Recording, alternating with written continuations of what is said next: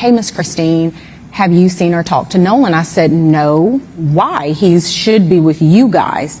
And he said, oh, no, well, you know, when we went to the island, there was a girl named Katie that he met, and he had decided to stay behind. And I said, what? Because we know our child. Nolan Wells' parents say the hours after their son went missing left them with more questions than answers. They described conflicting stories about his phone, his whereabouts, and even his car keys, and say they were forced to search for answers themselves.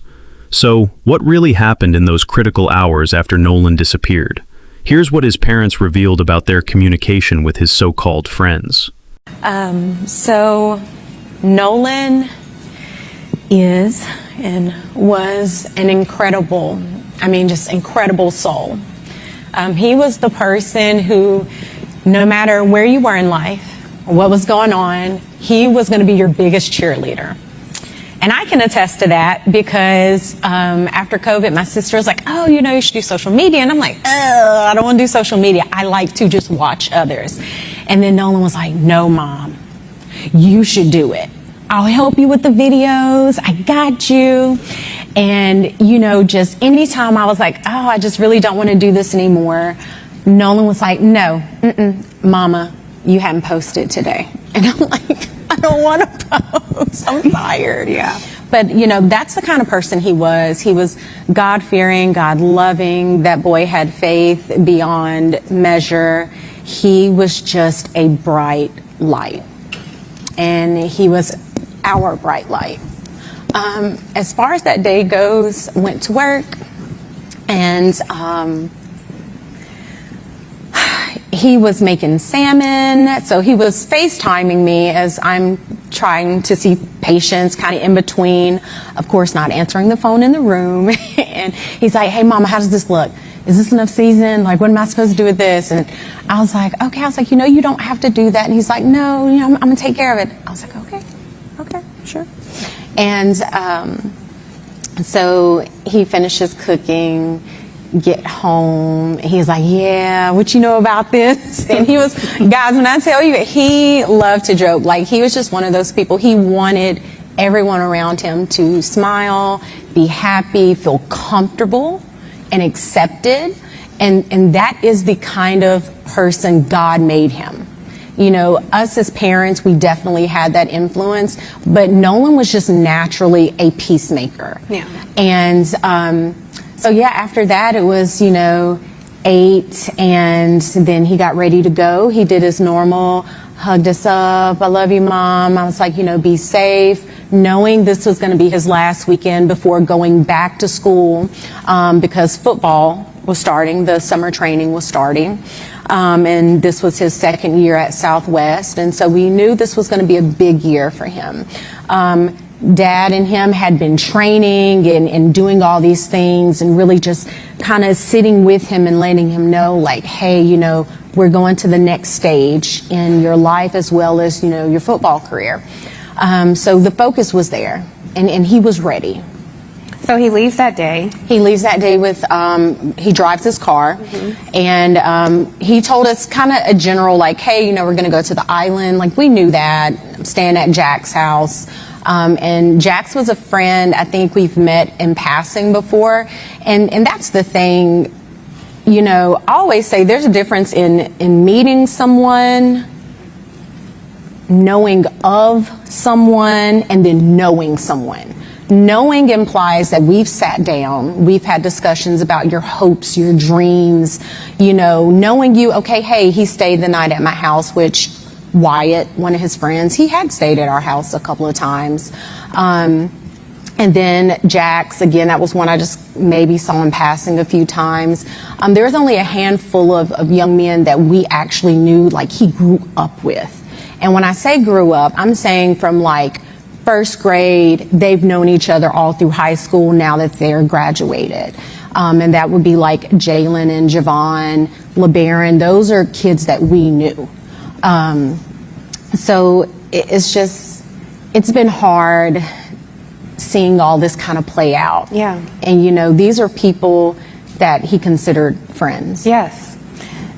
Dad, I want to ask you, because it was Warren Hudson, one of the people that he traveled with, who called to alert you all that Nolan was missing. Yes. So we know at 5:44 the boat returns, Nolan is not there. At 11 p.m. he calls to say Nolan is missing. I wonder if either of you, whoever wants to answer, what happened in those few hours that prompted Warren to be concerned? I'm not quite sure what would prompt him to be concerned, but all I can say is what I did that day. So me and my sister, we made an order of pancit, which is a Filipino noodle dish for one of our friends. They were having a big family get together, and we really didn't have anything planned for the 4th. So me and my sister are, cleaning up, and this is about 8. And she's like, hey, Nolan hasn't texted us. And that was the thing. Nolan was really big with communication with us, right? And so I call him, doesn't answer. I end the call. Call back, and this is probably, I think, maybe around 8. Don't quote me on the times, guys. So then I call again later around 8, still no answer. And then I want to say I called one more time, and I think that was at like 10:48. So I'm in the kitchen, my phone rings. Now this is probably like early 11 o'clock, somewhere around there. Phone rings when I make it back to the phone, and I'm like, whose number is this? Because, we get weird phone calls sometimes. They didn't leave a message. Number pops back up. I pick up the phone because it says maybe Warren. And I'm like, Warren? So this is 11:07. That's per my cell phone records. So I answer the phone. He's like, hey, Miss Christine, have you seen or talked to Nolan? I said, no. Why? He should be with you guys. And he said, oh, no, well, when we went to the island, there was a girl named Katie that he met, and he had decided to stay behind. And I said, what? Because we know our child. And Nolan isn't one to be like, oh, well, I'm just going to throw caution to the wind, and I'm going to stay here with this girl that I just met. So I'm on the phone with him. Now I'm in a panic. I'm running into my room. Elmore was in bed watching a different movie, and I'm like frantic. He's like, what's going on? I'm like, Nolan is missing. I'm trying to pull up the GPS as I'm talking to him. And at some point he tells me that, I was like, well, his phone says GPS Life 360, not Snapchat. Right. Life 360 says that he's on land. And he was like, well, no, we have his phone. And I'm like, wait, what? And I'm like, okay. Because at that point, you're telling me, this is coming from Warren, don't worry about it. We're going to find him. It's going to be okay. Don't tell me not to worry. This is my child, my flesh and blood that I brought into this world. And you're telling me not to worry. Absolutely not. So then it was after the phone call ended, of course, asking him for information. What was he wearing? He was like, last seen, Northwest tip, black shorts, sunglasses. That's important. So I end up calling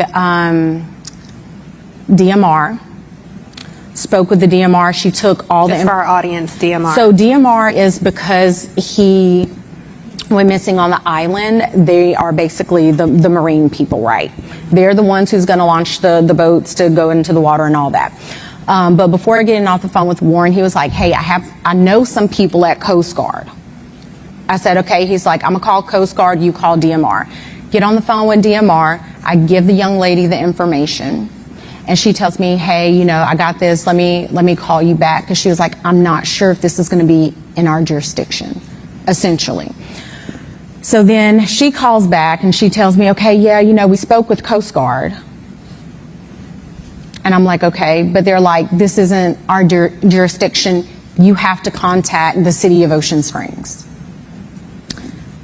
I said, okay, hang up the phone, call an Ocean Springs Police Department. They say, hey, you have to physically come down and give a report.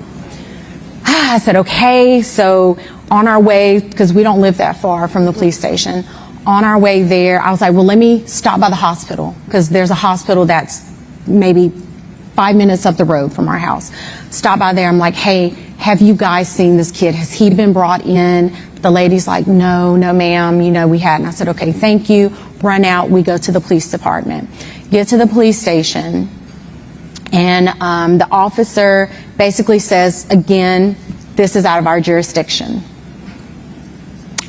And at that point, I'm like, my God, who am I supposed to talk to? Who is supposed to help me with this? So then he said, it's going to be, you would have to call DMR. I was like, we've already called DMR. DMR said it's not in their jurisdiction. So we end up, I think at some point I had called Jackson County Sheriff's Office. Yeah. So she calls back and she's like, hey, are you there? I said, yes, we're here, but he's telling us the same thing you guys told us, which is no, we can't take it.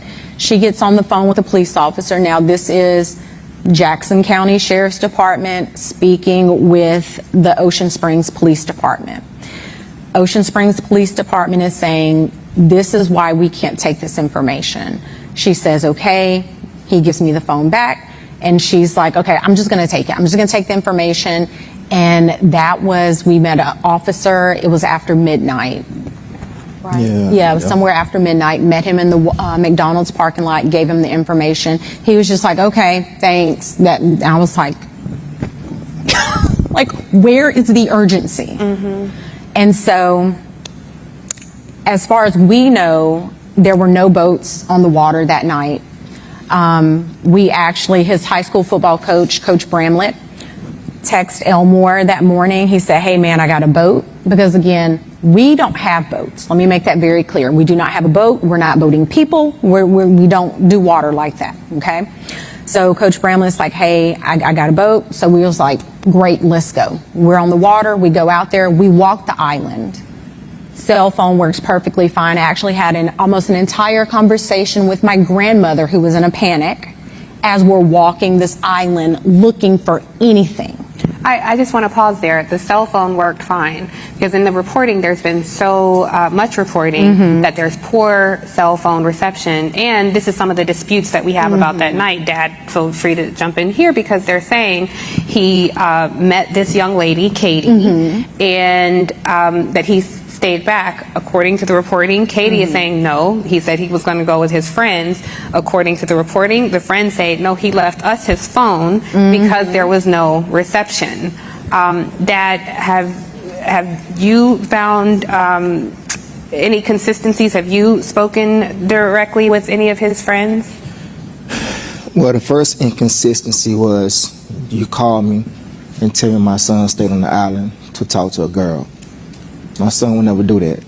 That's not in his character. I didn't raise none of my kids to do that.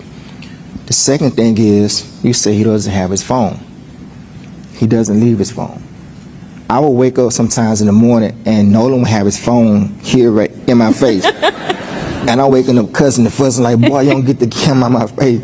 And he just laughing and giggling and stuff like that. So it's twice. To me, there's two lies that he told me as a father. Like I said, we went on the island. And actually, a classmate of mine called me that morning as we were going out to the island with Nolan's coach. He's like 40 miles away. He calls and, hey man, I got the boat. Me and my boys, we're gonna go out there and help you look. I didn't call him, he called me. And we're gonna start on this end. I said, well, we're probably gonna start on the other end. So me, my wife, Coach Bramlett, and a high school classmate of mine were the only, we were the first ones out there looking. Like I said, we docked the boat, got out the boat, walked on the island. She had a whole conversation with her grandmother on the island, got back on the boat, went back around the island. I guess that would be the north side, facing the Gulf of Mexico. I get another phone call. So my phone worked fine. So this whole thing about not having phone service, I don't know. I don't know if it's the carrier or what, but ours worked fine. I think that was around maybe 8 o'clock. Yeah, because we finished up around. Who was it, Jackson County or the? Yeah, Jackson County Sheriff. Finally showed up. Yeah. A couple of boats, they finally showed up. By that time, I was like, he's not out here. I was more focused that he was at someone's house. That was the So, that's where my hopes and feelings were. So we left. The county stayed out there. My friend, he stayed out there because he called. He was like, well, we're going to stay out here a little bit longer. I said, okay, I appreciate it. So we leave. Then I would say maybe a couple hours later, my friend calls me back and he said, well, we're going to give it and go. But he said, look, I can gas the boat back up, and if you want to go back out there, we can go back out there. I said, I don't want to go back out to the island. I have a feeling that he's not there, and I don't want to go back to the island. So he offered, he said, well, if you do, we can go right now. I said, don't worry about it. I appreciate you coming out there. But he said at that time that helicopters were out there, more Coast Guard, more people out there. So we get back on land, and as far as the keys, what was that night? Or was it? that was that night. That was the night to call. Okay, let me back early. up. As far as getting the car back, after we gave our report to Jackson County, the sheriff department that night, we were trying to figure out who to get a report to. We had a friend in the family that located his phone. We wasn't there to get the phone, but apparently there was some kind of friction with getting his phone. Yeah. We don't And know it was what the friction So was. the phone and the key were at the same location, which was Jack's house. Okay. And again, all of these kids share their locations on Snapchat. And so she was like, hey, I can go pick his phone up, not thinking that his car is there, you know, which she stopped everything she was doing. Her and the boys, they went out. Like, we were all out searching for him that night. And yeah, like Elmore was saying, there was an issue, some type of friction. The cops ended up coming and they left. And so then kind of the same thing when we came to pick up the key. Elmore went up there asking for the key, didn't know where the key was, and all of a sudden we know where the key is. But see, hold on. But see, this is another thing that bothered me too. When we got to the house, you know, it was some of his other friends were there, you know, and they were, you know, beating on the door like, what Nolan there, what Nolan there, you know, beating on the door trying to get in the house. So I walk up to the door and I'm calming them down, because for one, okay, you're loud. Two, you're in these people's house. So if you tear these people's house up, that's gonna be a whole nother issue.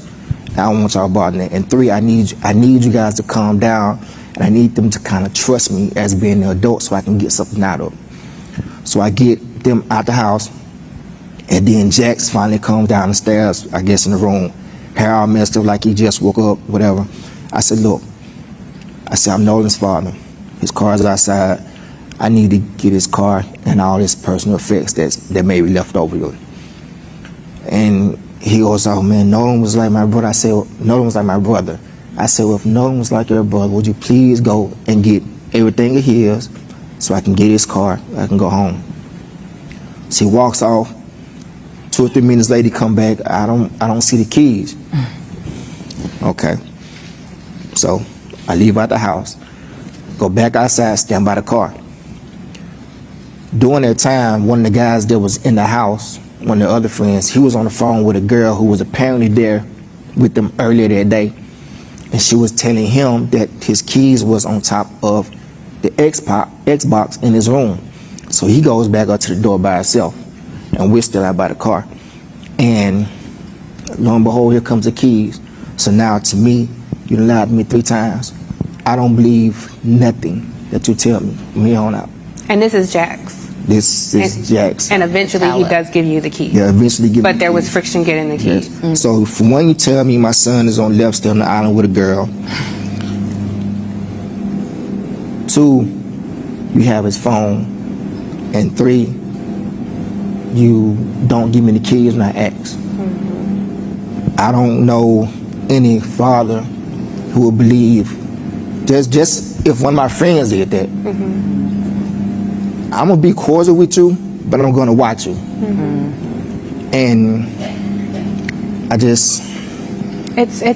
Ben, I want to ask you, because I'm hearing these two parents who essentially had to become search and rescue or law enforcement, looking for their own child with such a lack of urgency on behalf of law enforcement.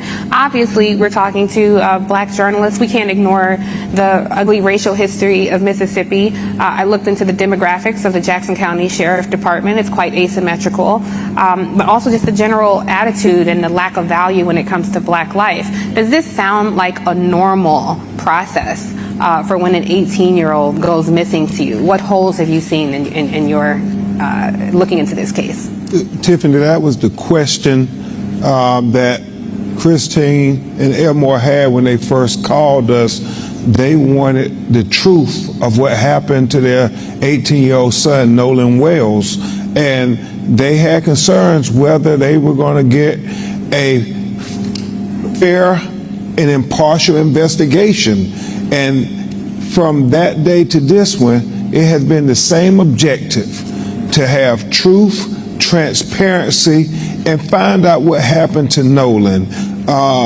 They said we want a thorough investigation because when they found Nolan, they expressed to me that the sheriff had already said no foul play. And they was like, no, my son, he knows how to swim. Our son is a college athlete. Our son is in great shape. We don't believe that he just drowned and nobody knows nothing. Nobody saw nothing. I mean, there are about 300, 400 people on the island. And so that's what they were saying. We want to know what happened. We want truth. We want transparency. We don't want his death to be swept under the rug. Well, just so to make sure the audience and the people watching at home know, so they did declare very quickly, as you're noting, that he drowned when his body was recovered on July 6th. Mom and Dad and you all know that he is a student athlete, able to swim. On July 4th on Horn Island, it was very crowded. Certainly the suggestion is someone would have seen a child in distress. There is going to be the convening of a grand jury. Now, the DA of this area, Angel Myers McElrath, is a very out loud, proud Republican. If there is a U.S. attorney appointed to this case, it will likely be a Trump appointee. I'm just curious, Ben, from you and Rev, I think we have to be very candid here. What concerns do you have about the racial animus that we are seeing so much of play in this case? Well, you or Rev, whoever. All I'll say, and then defer to Rev, you want to believe that this is a child, that everybody is going to do their level best to find out what happened, so these broken-hearted parents will know what happened to their child. In time, we've seen Christine and the family be attacked just for asking questions. What happened to my child? Trying to say, no, we want to question this part of the investigation, that part of the investigation, because day one you said no foul play, but tell me now, what are you doing to be able to get us to the truth? And that is, it causes them sleepless nights. We talk at night, and so trust but verify. We are trying to cooperate everything we can do to say, hey, we want to help, but we want you to give them a thorough investigation. We want you to do for him what you would do for your child. Rev, I'm going to come to you in a sec, but you brought up something, Ben, about attacks. And certainly as journalists, we have a keen eye, and I have noticed that the narrative around this story has shifted to the threats that are going to the young men who was with Nolan. They've hired attorneys who previously represented Donald Trump in cases. They've gone on very MAGA-friendly podcasts.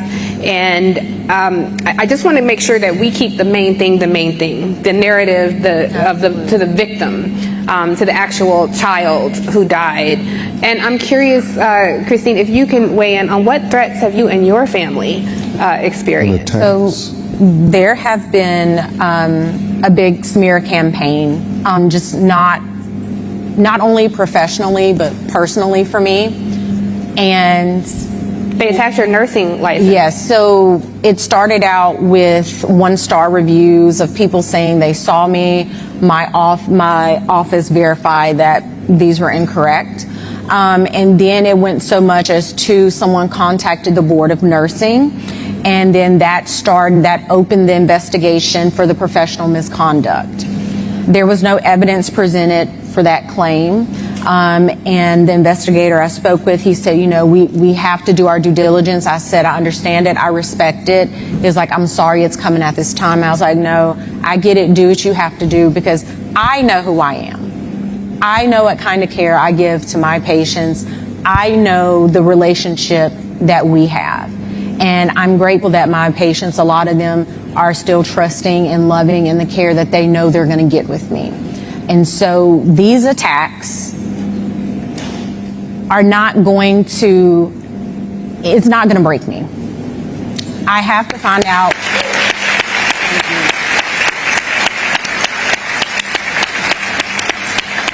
We have to find out what happened to Nolan. That is the only question we've ever asked. We've never blamed anyone. We've never tried to smear anyone. I know I heard something about the picture.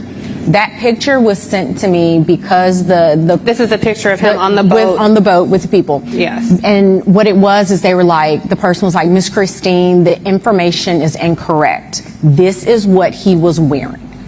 Because initially he was in black shorts, which again, that is the information I received from Warren, verbally and via text. When she sent me that picture, I was like, oh, completely different color. These are like a blue-gray short. So we had to correct that. But I'm grateful. We are grateful to all of you. Thank you for keeping our son's story alive. And thank you so much, Tiffany, for having us. I think that's part of our assignment here, our responsibility. So often in newsrooms, we have to defend and define Black life and defend and define our own humanity. And so it makes a difference. The same way in other newsrooms, when you see someone and you feel like they're familiar, that so happens as they resegregate newsrooms and lay off Black journalists en masse, that goes away. So the people in this room have a keen interest in this story because they see your humanity, and that's what we center in this conversation. Rev, put this in historical context for us, because as I look at Mississippi, I don't have to tell you of all people some of the immediate thoughts that surface for us here. Well, when I got the call from Ben Crump and he had the parents connected, and they told me the story, I'd not heard the story. I heard something about some in Mississippi. But when I heard the details, the thing that jarred me from a civil rights point of view, and I've been working, Ben has come National Action Network for 20-some years with a case, and then from there on and on and on. And if it's not a civil rights position, we don't get involved. When they told me that law enforcement said there is no foul play, that's a prejudgment. And I said, wait a minute. They said, the parents repeated to me on the phone, I said, they said it was, this 2 days after it happened. And how do you investigate and there's no foul play and you don't even know what happened yet? So that's what perked my interest. So I said that, well, we'll be involved and we'll help to the best of our ability. Talked another day or two. I said, y'all come to New York, we'll have a national press conference. That's how we broke the story. The first national press conference they did at our headquarters, National Action Network. And then all of a sudden, it was all of this attack for getting involved. And so, and they asked me to do the eulogy. I said, we'll take care of the funeral. Tyler Perry called me and said, no, I'll take care of it. So the thing that bothered me, one, it was prejudgment. Second, the parents of the guys that were with him start talking about they was going to sue us for getting involved. And sue, I don't even know the kid's name, so you can't say I defame your son. I don't know your son's name. But I will say this on this stage, I want them to sue me first. And I'll tell you why. No, I'll tell you why. And National Action Network, you serve the papers, because I want to depose your son. If you sue, the plaintiffs are deposed. So rather than us depend on a Mississippi DA who's already had people saying it was no foul, let's go to civil court, any kind of court you want to go to, because you can't make this make sense. And direct to your point, Tiffany, as I said in the eulogy that I did, I don't know what happened. The parents never said they knew what happened. They never said it was racial. I don't know it was racist, but they don't know it wasn't racist. You don't know what happened. So why are you prejudging it unless something is there you don't want out? Second thing is, you know, and I said this to Elmer and Kristen, I had hurt my knee. I had torn my meniscus. And when I tore it, I told Ben the truth. I did it working out one morning, but I told them I got it because I was on my knees praying too much. But anyway,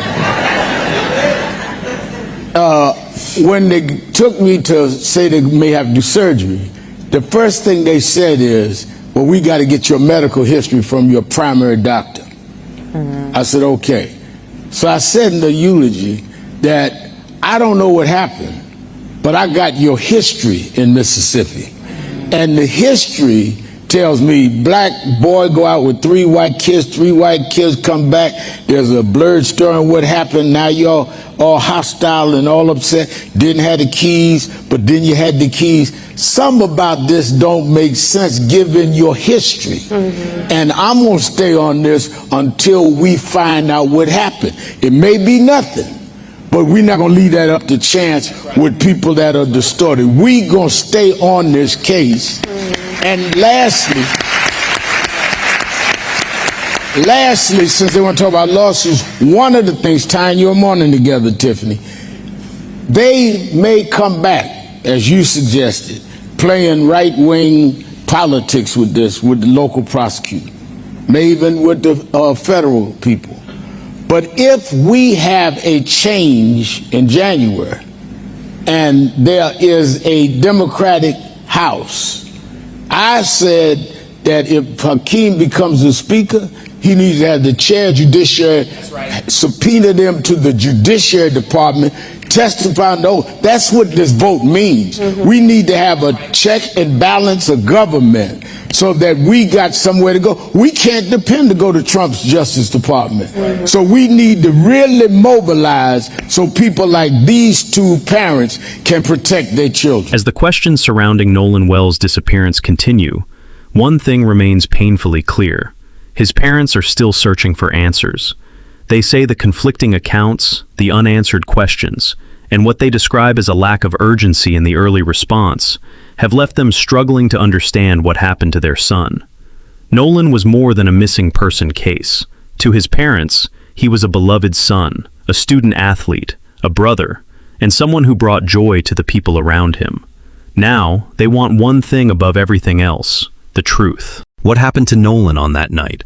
Why were there conflicting accounts about his phone, his whereabouts, and his belongings? And will the investigation ultimately provide the answers his family has been seeking?